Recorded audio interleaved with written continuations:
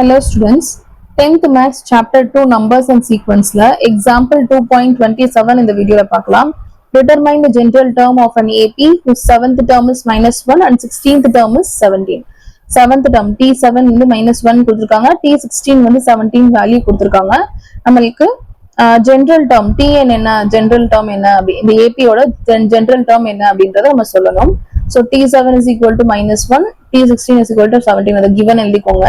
இது வச்சு formula general டேர்மோட formula Tn is equal to a plus n minus 1 into d. இப்போ 7 substitute பண்ணுங்க n க்கு பதிலா. So T7 is equal to a plus n minus 1 னா 7 minus 1 into d. So 7 minus 1 6, so 6d அப்படின்னு வந்துருது. T7 க்கு value கொடுத்திருக்காங்க -1 ன்னு. So -1 is equal to a plus 6d. இது வந்து ஃபர்ஸ்ட் ஈக்குவேஷன் வச்சுக்கிறோம்.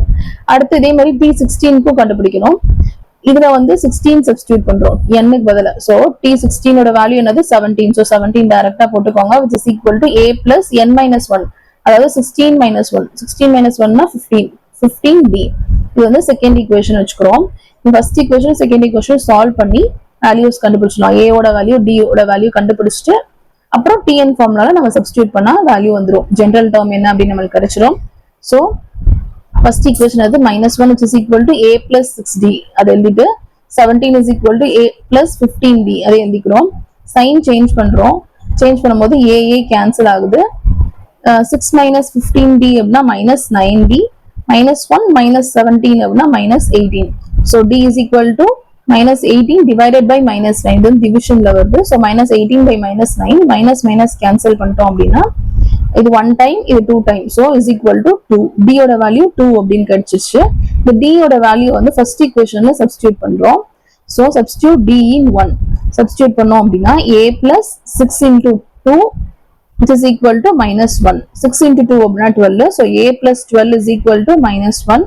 a is equal to இந்த 12 இங்கிட்டு வரும்போது என்னது -12 ஆகும். so -12 -1 அப்ப a is equal to -12 into -12 -1 அப்படின்னா கிரேட்டர் அதுக்கு எது minus. so minus into minus னா plus.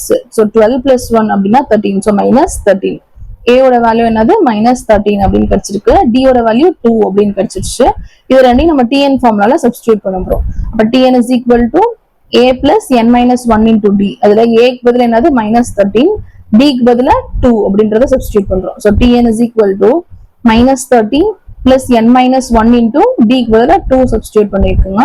2 உள்ள மல்டிபிள் பண்றோங்க. அப்ப 2n இங்க வந்து -2 வரும். so -13 plus 2n minus 2. -13 minus 2 அப்படின்னா -15. so tn is equal to 2n minus 15. இதோட இந்த சம் முடிஞ்சு. Thank you.